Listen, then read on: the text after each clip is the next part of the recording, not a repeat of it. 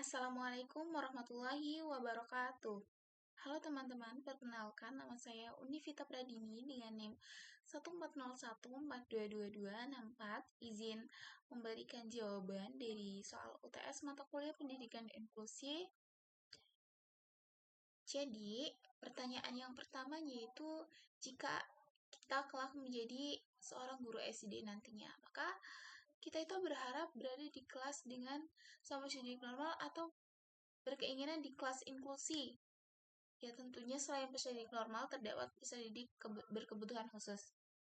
Uraikan alasan dan pendapatnya. Nah, kalau saya pribadi itu, justru saya lebih memilih mengajar di kelas inklusi. Alasannya ya karena setiap anak, tidak hanya anak-anaknya normal saja, tetapi anak berkebutuhan khusus juga berhak pendidikan yang setara. Kelas inklusi ini juga memenuhi prinsip yang keadilan, serta untuk memenuhi hak asasi setiap manusia.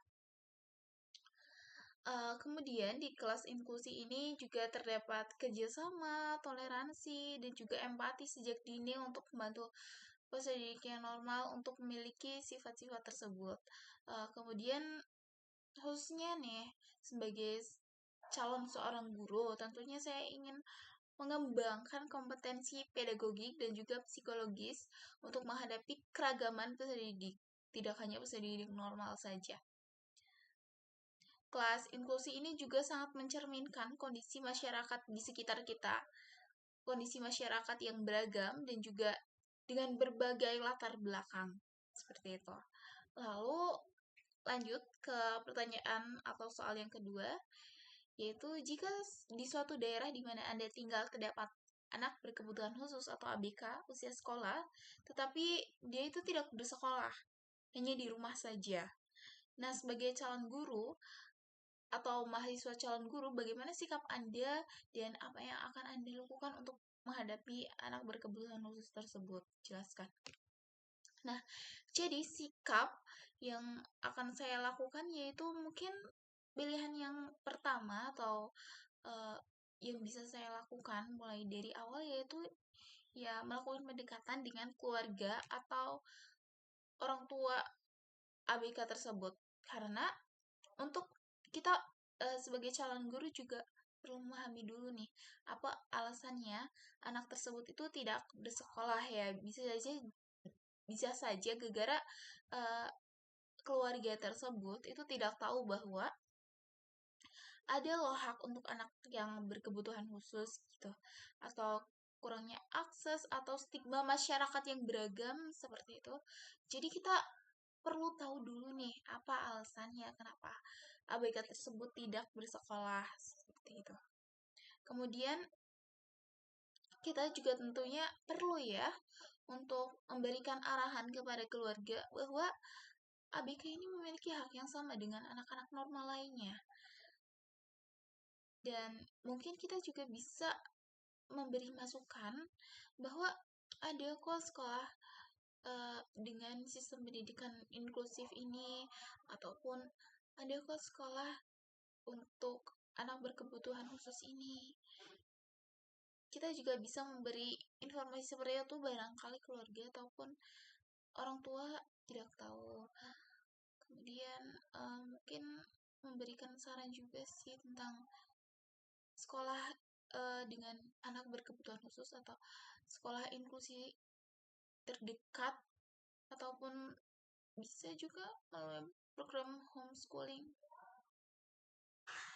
Lalu misalnya masih kurang, kita juga bisa mengajak komunitas setempat seperti RT, RW, ataupun organisasi lokal yang tentunya peduli dengan hal tersebut untuk mendukung betapa pentingnya pendidikan inklusif. Jadi kita nanti melakukan sosialisasi kepada masyarakat atau kepada keluarga-keluarga yang memiliki ABK yang tidak bersekolah. Intinya kita perlu memberikan arahan dan juga dukungan serta masukan tentang alasan anak berkebutuhan khusus itu tidak sekolah, supaya kita tuh bisa memberikan mereka mindset bahwa semua anak tidak hanya anak normal saja, tetapi anak berkebutuhan khusus juga memiliki hak yang sama kok dengan anak-anak lainnya dalam bidang pendidikan ini. Baik, mungkin jawaban nomor 2 seperti itu. Untuk soal yang ketiga itu pemahaman materi mengenai pendidikan inklusi ya, dari minggu pertama sampai dengan minggu ke-7. Nah, baik. Jadi, menurut pemahaman saya nih, saya rangkum bahwa pendidikan inklusi ini merupakan sebuah sistem yang mengakomodasi bahwa semua anak, baik itu anak yang normal ataupun anak yang berkebutuhan khusus dalam suatu lingkungan itu memiliki hak yang sama untuk belajar tanpa diskriminasi.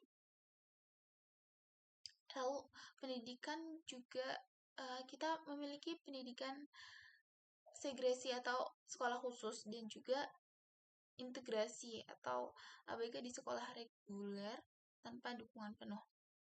Nah, lalu kita juga tentunya memahami ya bahwasannya ABK ini ada berbagai macam ABK, seperti ABK dengan disabilitas fisik seperti tuna netra dan juga tuna daksa, kemudian intelektual, sensorik atau tunarungu, autisme, dan lain sebagainya.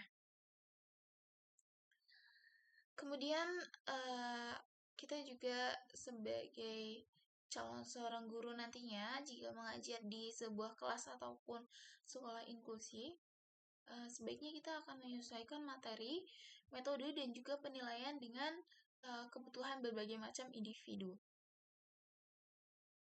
Pembelajarannya juga mungkin kita akan melakukannya dengan fleksibel, yaitu bisa dengan visual, audio, dan juga kinestetik. Jadi tidak hanya terpaku terhadap suatu metode saja. Lalu ini yang paling penting, yaitu kita juga jika mengajar kelas inklusi nantinya, kita tentunya tidak bisa semena-mena mengajar sendirian tanpa kolaborasi dari berbagai pihak, seperti pihak keluarga, pihak guru kelas dengan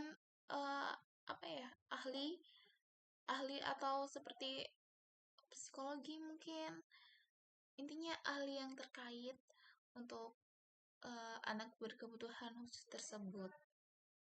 Kemudian kita juga nantinya perlu nih untuk mensosialisasikan kepada masyarakat yang mungkin sampai saat ini tuh kurang memahami bahwasannya anak berkebutuhan khusus ini memiliki hak yang sama dengan anak-anak lainnya untuk bersekolah dan mendapatkan pendidikan yang layak. Jadi kita melakukan pendekatan, sosialisasi, dan juga untuk mengubah stigma masyarakat bahwa anak berkebutuhan khusus ini tidak layak untuk mendapatkan pendidikan, ke anak berkebutuhan khusus ini layak untuk mendapatkan pendidikan dan bisa juga tergantung cara kita memperlakukannya, bisa dengan sekolah yang inklusi ataupun sekolah anak berkebutuhan khusus. Oke, itu mungkin sekian jawaban dari saya. Terima kasih. Assalamualaikum warahmatullahi wabarakatuh.